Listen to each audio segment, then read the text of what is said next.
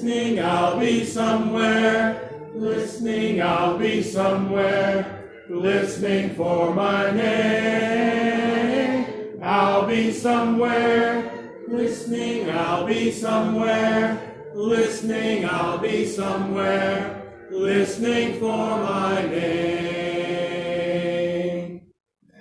Thank you.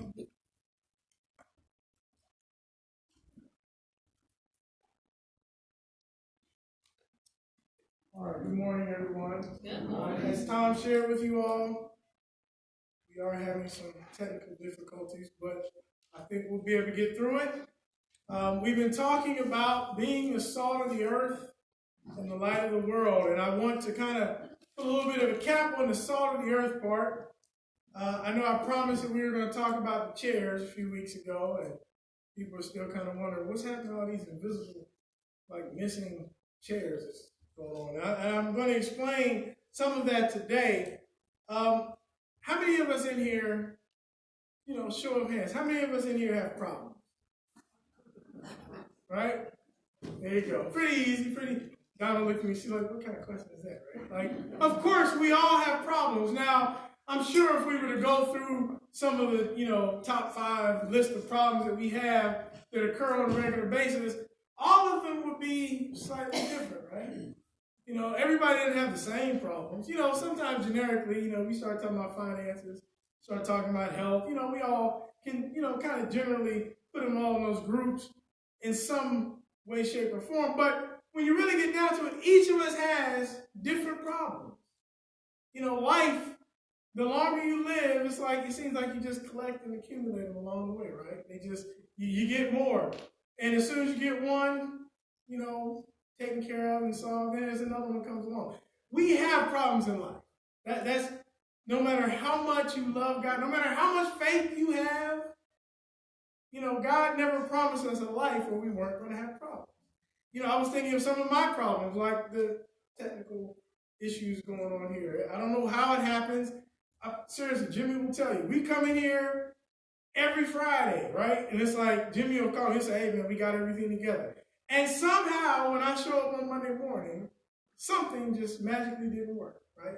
I would think that somebody was sabotaging it, but I don't believe anybody would just go about doing something like that on purpose. But it's so strange because there's always a problem. I was thinking of a problem I have, and Tony stole part of the sermon just now when we were doing the Lord's Supper. Like, you'll see this in just a second. That's a problem for me. Tony does things like that, and he's not up here. But he'll laugh when he gets up here and he sees the part that he stole. I was thinking, we have our Sunday school. Tom, he's the student in the class. He's the problem, right? If this were a classroom, if I were in a school, he would be in detention or in the principal's office every week. He's a problem. We all have problems, right? And yet when we think about problems and the fact that we're always going to have problems, oftentimes we can look at our problems, we can look at these obstacles, these things that get in our way, and forget that those things don't have anything to do with our faith. Our faith has to be such that we overcome those problems, not because it's easy, not because all the problems are going to go away, because we're just going to get new problems. I was thinking, it's great to see Trey and Kiara, they brought the baby with them. They took me at my word. I said, don't come back without the baby, right? So they came back with the baby. And here's the thing. They're new parents, and the baby's beautiful. But guess what? All of us who are parents in here, we know this.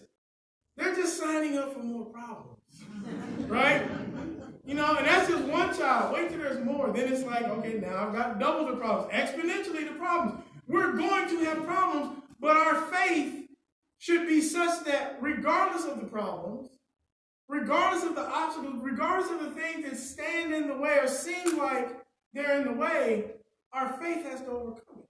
When we talk about being the salt of the earth, that expectation that God has for us to be the salt of the earth, it doesn't change regardless of our problems. He expects us to have the impact, to be able to affect the world the same, whether we have problems or not. Health problems, financial problems, family problems, marital problems, criminal problems. Whatever problems you have, God expects you to be the salt of the earth. And your faith has to be one that is accompanied with that. Otherwise, it really doesn't matter all the tools, all the resources, all of the things that help you with your problems. If you don't have faith, then you're still no good for what God's purpose is and what he wants to use you for. The title of the sermon, I borrowed this from a song called 99 Problems. 99 problems. Now, I'm going to talk about these chairs for a second. When I was preparing this portion of this series, I thought about this song. Why? Because I came in here and I was doing I called myself helping Darlene out with the chairs. But as I was going through the chairs, I counted and I was like, we have 99 chairs in here. 99 chairs. And I was thinking, when's the last time we've ever used 99 seats? And most of you are kind of thinking, man, I've been here a while. I don't know if I've ever seen us use 99 seats. Now, the chairs themselves are not consequential. And I was saying I didn't want to start removing a bunch of chairs from the back and then people think, why is he taking my chair? It wasn't personal. I wasn't taking your chair. It wasn't like I was like, okay, well, I know that, Donna or Betty or, Margaret or somebody sits in back, so I'm going to take their chair. But the idea was, you think about all the chairs and think about what it means for us to be the salt of the earth. What it means for us to have the impact. What it means for us to be able to reach, to seek, and save the lost and make disciples. And here's the thing. We don't really need 99 chairs in here right now. We don't need all of the seats. Just like by evidence of what just happened, we don't need the technology. It's nice to have everything up on display. It's nice to have computers. It's nice to be able to do things to make us more orderly and efficient. But the fact is, we don't need those things. Can we have problems? The technology, we have, like I said, Darlene comes in and she does a great job. She brings in her crew. They come and they clean up. We just come in here and there's never any lint on the floor and everything's all orderly. That's because somebody else came in and did it. We have all these things. We have all these problems. We have all these concerns, all these things to deal with, just like we have all these 99 chairs. But guess what? That's not really our problem. Now, the song by a guy named Jay-Z, you might recognize him. Jay-Z, for obvious reason, anybody knows who Jay-Z is. I cannot recite the song to you. But he is basically, in a nutshell, saying that I have all these problems, but he's talking about his beautiful wife, Beyonce. He says, but Beyonce is not one of the problems. My wife is not a problem, right? You think about it, what is it that makes us the salt of the earth and the light of the world? What is it that allows us to be able to grow the kingdom? What is it that allows us to be able to reach people who don't know him? And guess what? We have all kinds of obstacles and barriers and things that stop us, but it's not the chairs. It's not the technology. It's not the mechanism. It's not the actual physical things that we may look at when we come here on Sunday morning, or even some of the relationships. We think we have all these problems, all these things that get in our way, but there's really only one thing that we need to be the salt of the earth.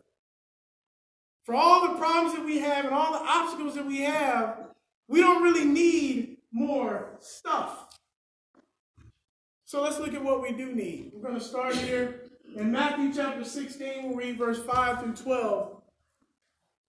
Matthew chapter 16, verse 5 through 12, it says, when they went across the lake, the disciples forgot to take bread. Be careful, Jesus said to them. Be on your guard against the yeast of the Pharisees and Sadducees. They discussed this among themselves and said, it's because we didn't bring any bread. Aware of their discussion, Jesus asked, you of little faith, why are you talking amongst yourselves about having no bread? Do you still not understand? Don't you remember the 5 loaves for the 5,000? And how many basketfuls you gathered? Or the 7 loaves for the 4,000? And how many basketfuls you gathered? How is it that you don't understand that I was not talking about to you about bread? But be on your guard against the yeast of the Pharisees and Sadducees. Then they understood that he was not telling them to guard against the yeast used in bread, but against the teachings of the Pharisees and Sadducees. Now, before I go any further, Tony stole this, but it's going to get worse, okay? He stole more. You're going to see here in just a second. But as he was talking about yeast and how yeast spreads, and the way that yeast spreads, it takes time for the bread to rise. And he's making this comparison between how this yeast spreads, how it's almost infectious, how it like goes through the whole dough. And it only takes a little bit. It only takes a small amount. You don't have to have a lot of yeast. You just have to have enough yeast.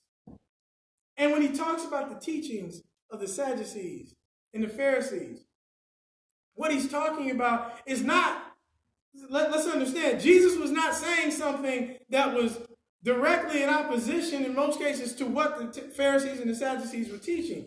But what the Pharisees and the Sadducees in their teachings were also teaching, what was so pervasive was their cynical nature, their doubt. They were chipping away at the faith. Even though their teachings were according to Moses' law in the strictest sense, there was no faith in it. And so what he's warning them against is saying, you've seen the miracles. You've seen the way that I work. You've seen the amazing meals that were prepared out of just a few loaves of bread and a few fish. You've seen people raised from the dead. You've seen me heal people. You've watched it with your own eyes. He's saying, guard yourselves against what? Their teaching, because their teachings promote doubt. It's like, yeah, I know you saw that, but actually just so we're clear, I'm going to leave this in a second. What he's saying is the Pharisees and the Sadducees were saying, yeah, Jesus did this, but he did this by the power of Satan. He did this by some other means. Now, you think about it, when we are to be the salt of the earth, we are expected as Christ followers to go out and have an impact on the world. You can't do it if you're doubting what you've already seen. You can't do it if you're saying, well, I know what I've experienced, but I just don't want to believe it. I just doubt. I don't have faith. And going back to the chair, see, here's the thing. You know, think about cynicism. Think about how our religious world is today. Think about church culture.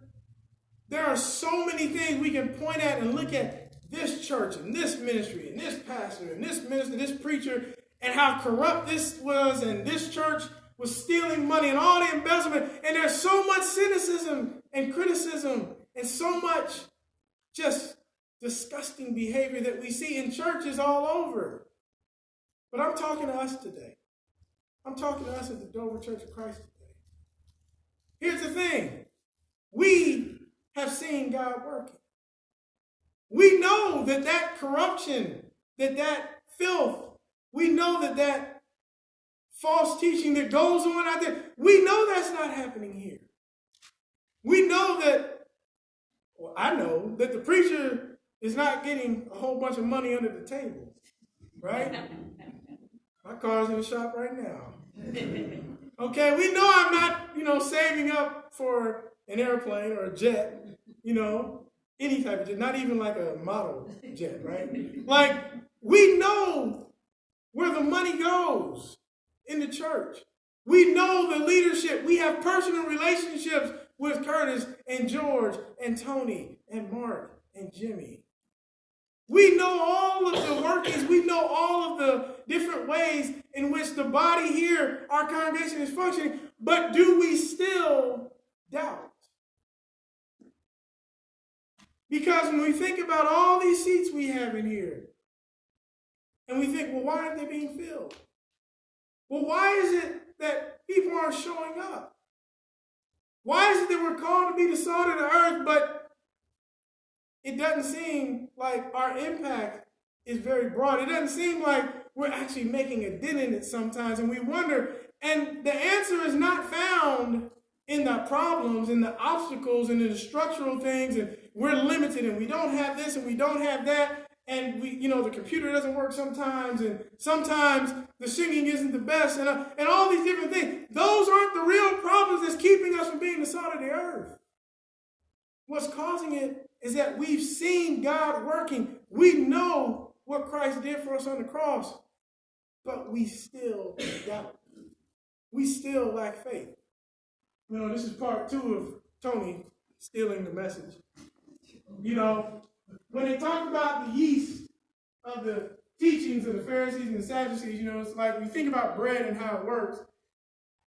I can get us out of here a little bit earlier now because Tony already explained how it works.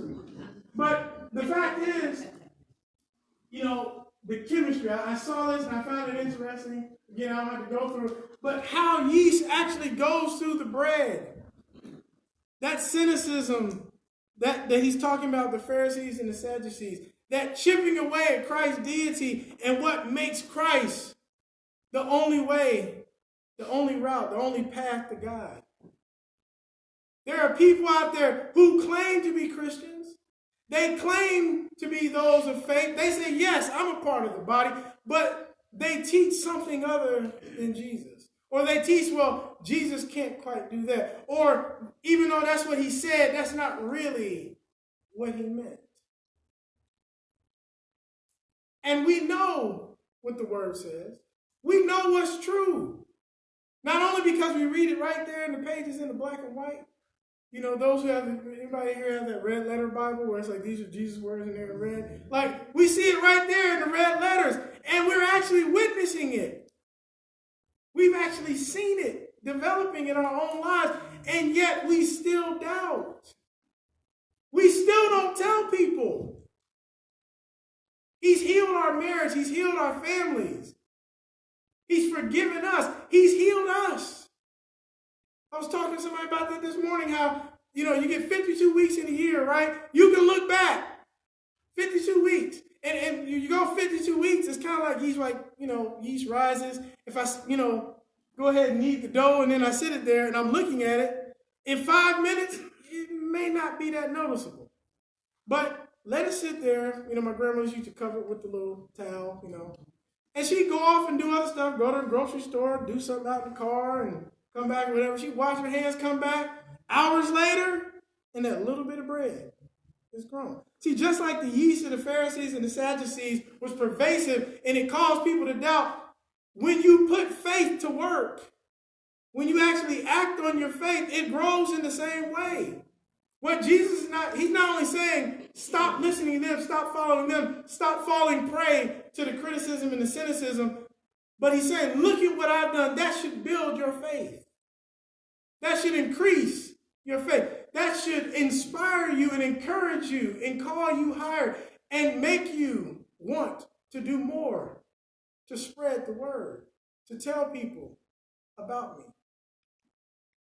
Another passage I want to look at, because this gives us a little context on that whole Pharisees and Sadducees thing. This is what happened right before Jesus warns the disciples, and he was very upset with the disciples because he's thinking to himself, if anybody should be able to distinguish and determine what the Pharisees and the Sadducees were doing, it should be you. Why? Because you've been following me. That old saying, you're preaching to the choir? He's like, I'm preaching to the choir. You're here all the time. You've seen it work. How can you be doubting? What was happening right before that, in verse 1, same chapter, said the Pharisees and Sadducees came to Jesus and tested him by asking him to show them a sign from heaven. He replied, when evening comes, you say, it will be fair weather, for the sky is red. And in the morning, today it will be stormy, for the sky is red and overcast. You know how to interpret the appearance of the sky, but you cannot interpret the signs of the time.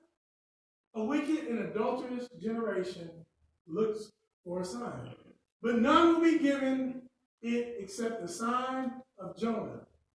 Jesus then left them and went away. What is he saying here? Well, it's two things. Number one, the Pharisees and the Sadducees are saying, you know what? I see all this great stuff you're doing, Jesus, but I'm still not convinced. I am still not convinced. See, right before this, and in the interest of time, we're not going to go back over it, but right before this, in the previous chapter, we see this chronology here. Jesus had just healed a demon-possessed man. You know, we talked last week about those people that were unclean and not seen as fit to be a part of regular society, being a part of the larger community. They were outcasts, they were dirty, they were criminals, they were demon-possessed, they were prostitutes, they were, lawbreakers, and they were adulterers. They were all these things that the salt has to touch in order to make them clean. And so they see him actually do this miracle where he heals someone. They're no longer demon-possessed. And they're saying, I know what I saw, and I saw all those people you fed, and I saw the blind people that you gave sight to, but I'm still not convinced. At some point, the question has to be asked, are you not convinced, or do you just not want to be convinced? Do you just want to doubt? Because that's possible too. He's saying, how is it that you can interpret, you can see so clearly when the sky is above you, you know when it's going to rain, you know when it's going to be clear, you know when it's time to work, and you know when it's time to bring the animals in because you're not going to be able to do anything that day. You can interpret the sky, but when it's clear as day and it's right in your face, you can't see it. I go back to what I was saying. There's a lot of corruption that goes on all over the world. There's a lot we see in government, but we're talking about just in churches. We see a lot of it. But even when we don't see it here, even when we know that God is doing something here, we experience the goodness of God, do we still doubt? We've watched people. We've seen how God has worked in their lives and how they've changed. People who were undoubtedly what, by any standard you might call, or any measure you might call, dirty or unclean, unsaved, sinful, ungodly. They've changed their life. Sometimes we don't even have to go that far. We can just look at ourselves if we remember just how dirty we were. And we know we're not completely clean. There's nothing we can do to ever get to that point. But we know we're not completely clean. We know that we still need forgiveness. We know that we still have to repent and take ourselves to the cross every day.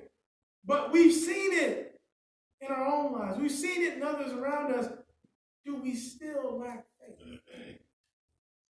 How do we demonstrate that faith? It's our lack of faith. What Jesus was so disappointed in the disciples about was, he's like, you're in the presence of God right now. You're watching these amazing things happen in your own life. That's why he was admonishing them. He's saying, how can you still not believe? And the question for us has to be the same.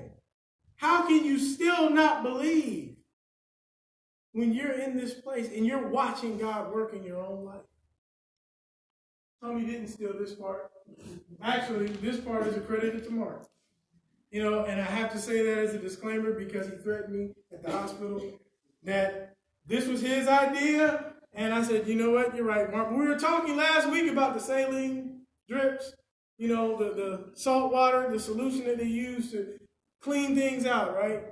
And it was so interesting because we were visiting Miss Levada in the hospital. We went to go see her. I believe it was Wednesday. We went up there. Tuesday, excuse me, we went up there, and Mark said, look at this. And we're looking at it was a saline drip, just like that. And notice what it says up there. All these, this is just a picture, but notice what it says, 0.9%, 0.9%. Now you think about that, it says 1,000 milliliters.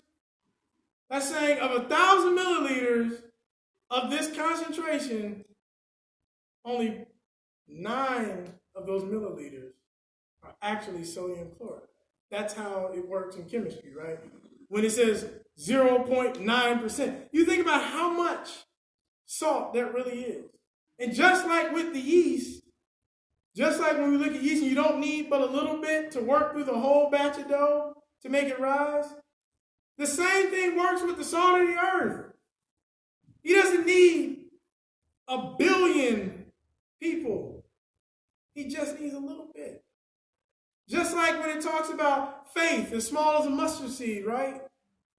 You don't have to start out with the mountain moving already. He's saying, no, just a small bit of faith, and you can move this thing. You can command this thing. It will bend to your will. Things will happen. It's not the mustard seed of faith. It's not the amount of faith. It's whether or not you're willing to act on that faith, whether you're willing to put it into action. Because just a little bit of faith, just a little bit of the attitude that says, I'm going to trust God, I'm going to do what he asked me to do, and I'm not going to doubt that what he says is true and that it will work for me, that's the difference. You know, I was sharing this the other day, how you think about 0.9% of salt, which is so small in the presence of, 1,000 milliliters. And for most of us who are healthy and walking around, we don't know the cost of a, saline drip. I'll tell you, it's anywhere from $200 to $500. I know, right? But see, here's the thing. For the world, for those who don't know Christ, a saline drip, that's like salt water. But for somebody, that's life. That saline drip, there's a reason why hospitals use those all across the world. That's providing somebody life. That's keeping Miss Levena alive. Your little bit of salt, your little bit of saltiness, just your little bit of faith is the difference between life and death for someone. You're not just one grain of salt. You're not just a little bit salty. Christ isn't just saying, okay, we're just going to do a little of something. No, he said, you will be able to do even greater things than I did. Meaning you will be able to have an impact even beyond my reach during my ministry and my time. But are you willing to have faith that just your little bit of salt can make a difference? We'll finish it up here in Luke chapter 18. Starting in verse 1, it says, Then Jesus told his disciples a parable to show them that they should always pray and not give up. He said, in a certain town there was a judge who neither feared God nor cared what people thought. And there was a widow in that town who kept coming to him with the plea, Grant me justice against my adversary.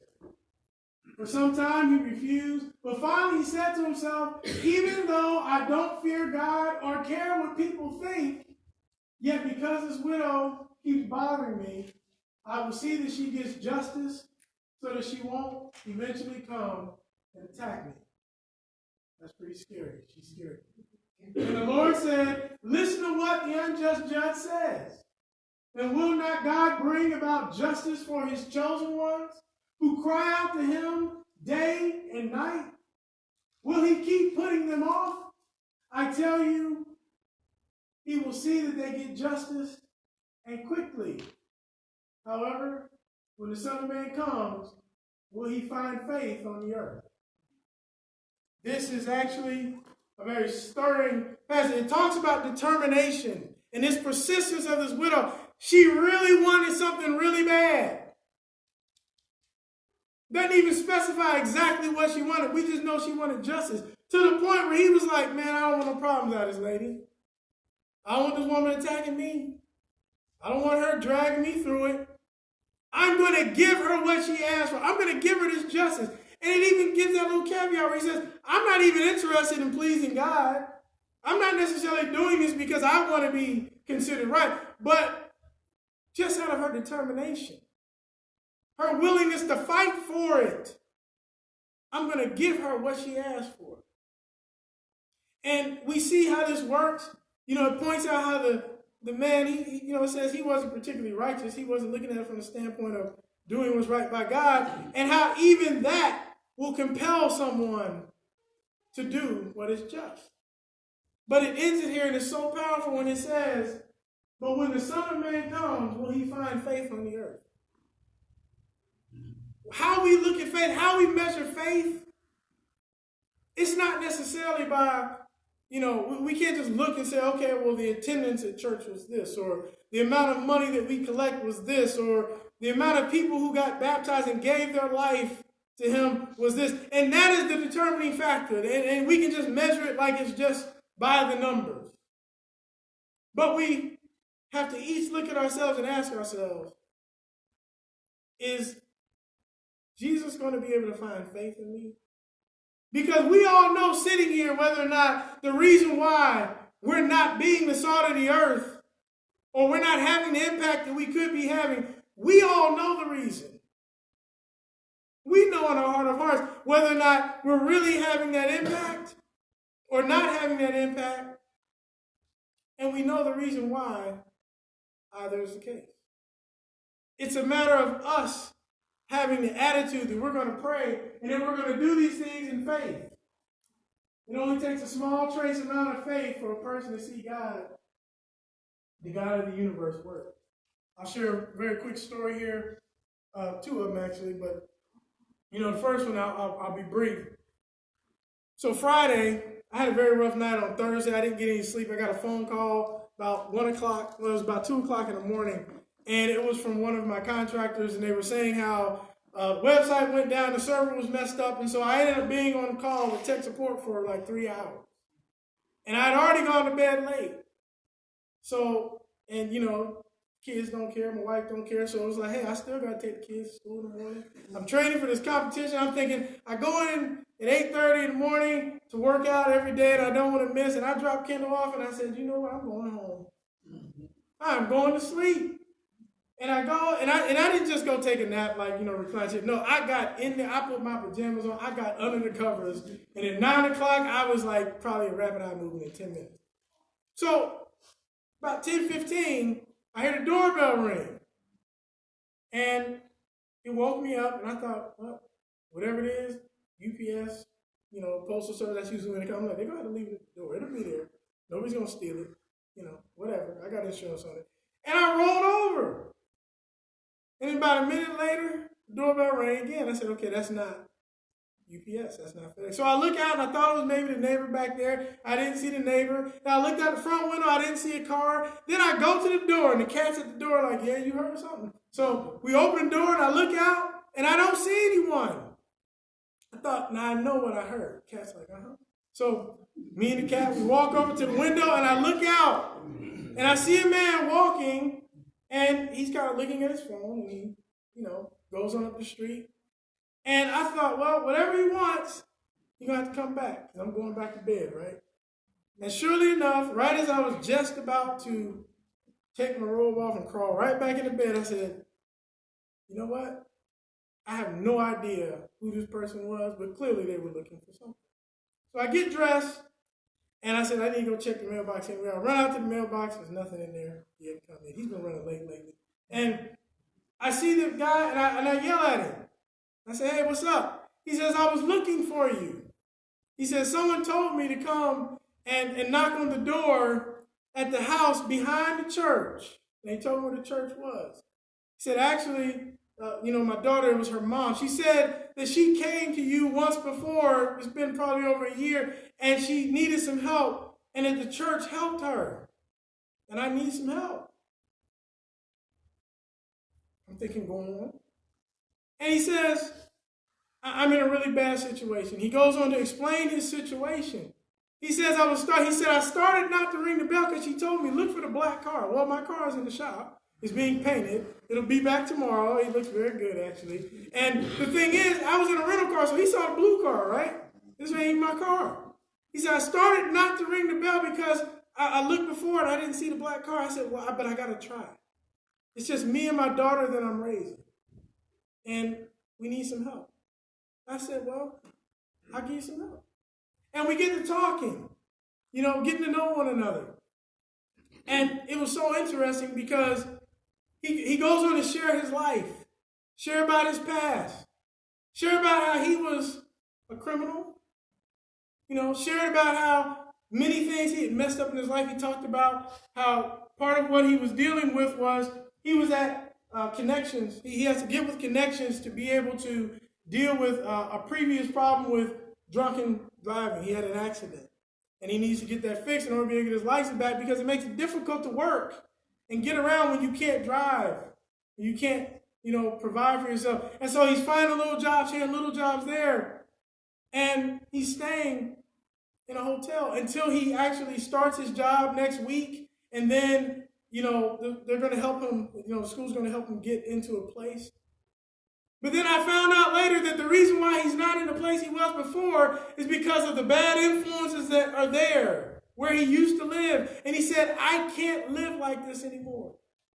I can't live this criminal life anymore. I can't go out here on the streets. He said, yeah, I have friends and I know people that may be willing to help me, but I'm not willing to do the things I used to. I'm not willing to go back and do those things in order to get the help. And as a result of that conviction, he's left in a place where he's gone to other churches. He's gone to other places. He said, but she told me I could find some help here. And, we get to talking some more. He's sharing about all these different things. And the thing that kept ringing in my head was last week, this same time, we were talking about those that we need to be available to. How very often we want a nice, neat, clean, pretty, antiseptic congregation, a church where nobody ever had any sin. We only want doctors. We don't want to heal the sick. We don't want to bring those who have diseases, those who are ill, those who are the criminals. We don't want to bring them into our nice, neat, tidy little church. And even though I was sleepy, I'm so grateful that God said, no, you need to go seek that person out. You need to go seek them out. You need to go find them. You need to go talk to them. That wasn't anything that I did. That wasn't anything special. It wasn't like I had some magic formula. I mean, I had been praying, but I wasn't praying specifically for this person. I didn't know them. We see that prayer that this, when he says if you pray and you're insistent and you're determined and you go back to God, he will answer. But do you have faith enough to believe that when you pray and say, God, let me be the salt of the earth, make me useful, that he's going to put somebody in your path? He's going to actually inspire and grow your faith because he's going to use you to impact somebody's life. It was interesting because this time last year, there was another man I befriended, and I haven't been able to, catch up with him recently. He did a lot of work here for the church. The interesting thing was, we got back there and went to his room, and, we took care of the room fees. But the thing was, he's actually in the same exact room that same man was in last year. Not just the same hotel, the exact same hotel. Do we have a faith that says, I'm going to actually allow God to use my little mustard seed, my little bit of something, my 0.9, that God's going to use that to make a difference? See, once that happens, just here in Little Old Dover, just here at the Little Old Dover Church of Christ, we're not just going to have 99 chairs. We're going to need all 99 of those chairs. But it's going to take you being willing to be that salt of the earth, be the light of the world. We'll close it here quickly. A few questions. Do you measure faith by your actions or the results of your actions? Are you looking at the proper signs? Very often, we measure our faith by the outcomes and the things that happen, and those things matter, but the faith doesn't start with God doing something first. Your faith starts with you doing something. My faith grew immensely just in the past 48 hours. I didn't even see it coming, but it didn't start with God doing a bunch of things. It started with me deciding, you know what? I'm going to go and I'm going to find that person and I'm going to do it in faith. Because I don't know what God has prepared, but he has something prepared. Do we measure our faith based on what God is going to do first, or do we measure it based on ourselves, which it should be? What influences have the most impact on your faith? Are you surrounded by those that doubt or those that believe? This matters so much because as he's warning them about their faith, what he's saying is, guess what? You know that passage we're talking about, bad company corrupts good character? You spend enough time around people that are faithless, guess what's going to happen to you? You'll become faithless. You spend enough time around people that don't have the same convictions on sexual purity or on foul language or on laziness or on their health or on their finances. You spend enough time around people that don't care about the poor, guess what's going to happen to you? You become indifferent to the poor. You become indifferent on all those things. We have to consider that our faith matters, and it also matters who we spend our time around because they will affect our faith. I know my time's up. Have you given up on real, radical, incredible faith in exchange for comfort or low expectations? Does a solution require more salt, or does your faith need to put the salt into action?